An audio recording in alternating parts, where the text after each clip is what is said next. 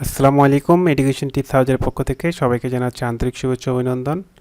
আজকের ভিডিও লেকচারে আমরা দেখব সিভিল সার্জনের কার্যালয় প্রশ্ন সমাধান পরীক্ষা 2024, পদের নাম স্বাস্থ্য সহকারী, জেলা নারায়ণগঞ্জ।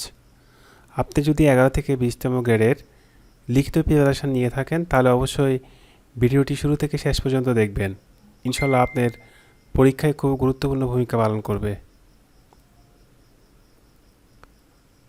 প্রশ্ন শুরু হয়েছিল 12 নম্বর প্রশ্ন থেকে, x minus 1/x is equal to √2 হলে s কিউব মাইনাস 1/s কিউবের মান কত সেটি নির্ণয় করতে বলা হয়েছে। শুরুতে বলে রাখি, যারা বীজগণিতের সূত্র নিয়ে সমস্যায় ভুগছেন তারা অবশ্যই আমার চ্যানেলটির লেকচার থেকে আপনার সূত্রের যে একটা লেকচার রয়েছে সেটি ভালো করে দেখবেন। ইনশাল্লাহ সূত্রগুলো খুব সহজেই মনে রাখতে পারবেন। আমরা কি জানি a কিউব মাইনাস b কিউবের একটা মান নির্ণয়ের সূত্র জানি। সেই সূত্রটি হচ্ছে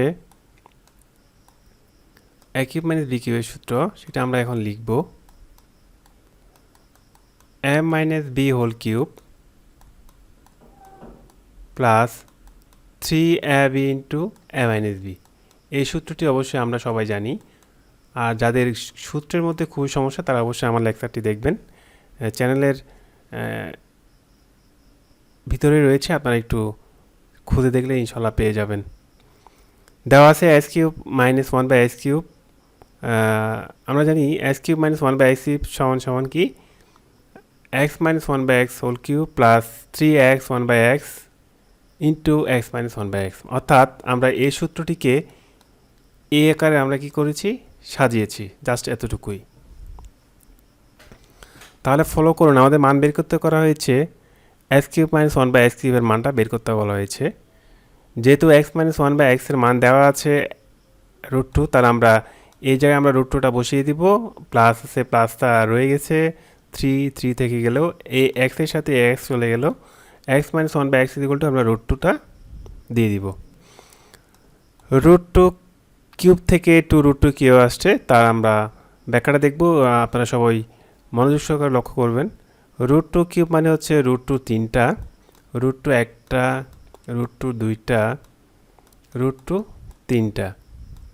ঠিক আছে, তাহলে আমরা দুইটা √2কে এক জায়গায় নিয়ে আসতে পারি। √2 হোল স্কোয়ার ইন্টু √2। তাহলে স্কোয়ার আর 2 কাটা গেলে আমাদের থাকে এখানে 2 আর এখানে থাকে √2। ঠিক আছে, এভাবে আসছে, এখান থেকে √2টা এভাবে আসছে। আর প্লাস 3√2 তো যেভাবে আসছে সেভাবে বসে গেল। 2√2 প্লাস 3√2 হচ্ছে 5√2। এটি হচ্ছে এই প্রশ্নের আনসার। আশা করি সবাই বুঝতে পেরেছেন। তারপরে প্রশ্নটা ছিল 13 নম্বর প্রশ্ন। প্রশ্নটা ছিল এমন, দুইটি সংখ্যার যোগফল হচ্ছে 100 এবং বিয়োগফল হচ্ছে 20 হলে সংখ্যা দুটি কত সেটি নির্ণয় করতে বলা হয়েছে।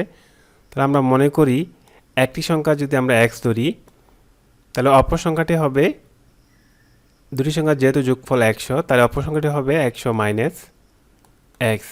আশা করি সবাই বুঝছেন। তাহলে আমরা প্রশ্ন মতো লিখতে পারি, যেহেতু বিয়োগফল হচ্ছে 20, তাহলে a হচ্ছে একটি সংখ্যা মাইনাস a হচ্ছে আরেকটি সংখ্যা, সমান সমান আমরা 20 লিখতে পারি।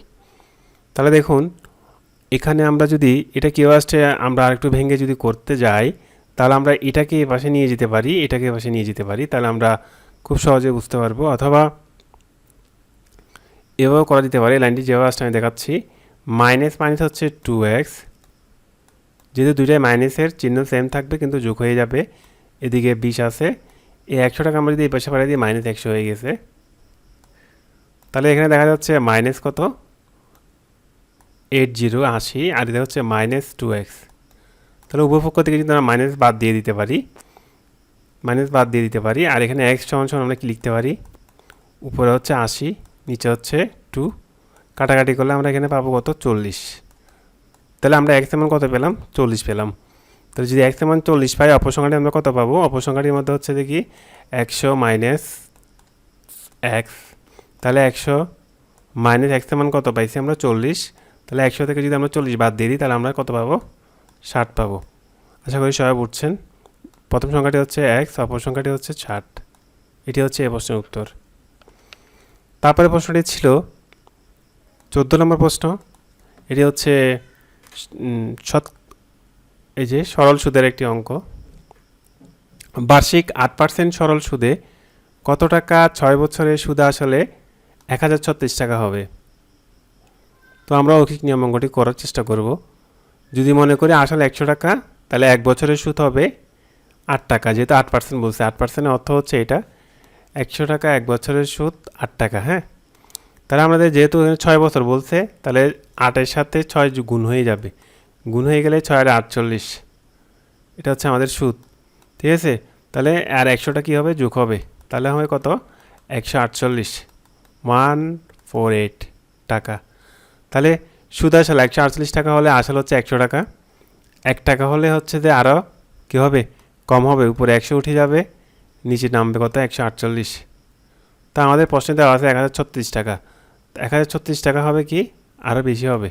বেশি হলে আমরা সবসময় তুলনা করবো এটার সাথে এটা, এটার সাথে এটা। ঠিক আছে, তাহলে এখানে কী হবে, 100 গুণ 1036, এখানে আছে 1036, নিচে 148। এবার কাটাকাটি করেন, কাটাকাটি করলে আমাদের হবে 700 টাকা। আশা করি সবাই অঙ্কটা বুঝছেন। এটি ছিল 14 নম্বর অঙ্ক, প্রশ্ন সমাধান।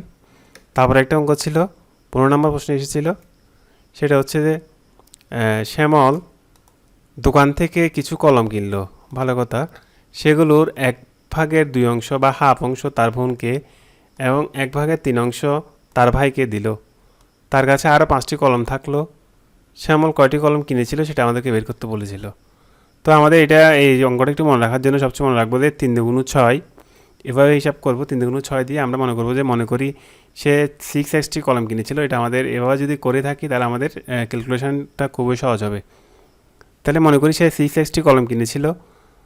তাহলে প্রশ্ন মতো আমরা কি লিখতে পারি, এই যেটা কিনেছিল সেটা থেকে 6x/2 কাকে দিছে, তার বোনকে দিছে। 6x/3 তার কাকে দিছে, তার ভাইকে দিছে। দেওয়ার পর বাকি ছিল তার কাছে 5টি কলম ছিল, ইকুয়াল টু দিয়ে আমরা 5টি কলম লিখতে পারবি। ঠিক আছে, তাহলে দেখেন এখানে লসাগু হচ্ছে, এই যে এখানে আমরা এখন কি করব, লসাগু হচ্ছে 6, অথবা আমরা করতে পারি, লসাগু যদি না বের করি খুব সহজে কাটতে পারবো। 3 × 6 অথবা 3 × 6। ঠিক আছে, এখানে 2, এখানে 3, তাহলে এখানে 3x থাকতেছে, এখানে 2x থাকতেছে, ইকুয়াল টু 5। তাহলে এখানে বোঝা যাচ্ছে এই দুটো যোগ করলে হচ্ছে -5x।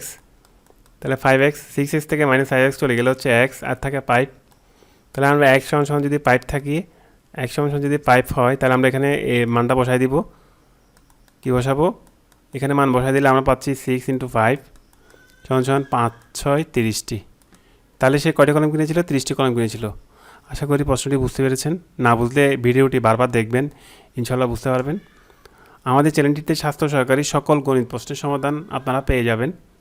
সবাই ধৈর্য সহকারে আমাদের এই ক্লাসগুলো করলে ইনশাল্লাহ আপনার নিজ জেলার স্বাস্থ্য সহকারী পরীক্ষা অনেক ভালো হবে। সে প্রত্যাশা রেখে আমাদের ক্লাসটি এখানেই শেষ করছি। আল্লাহ হাফেজ, আসসালামু আলাইকুম।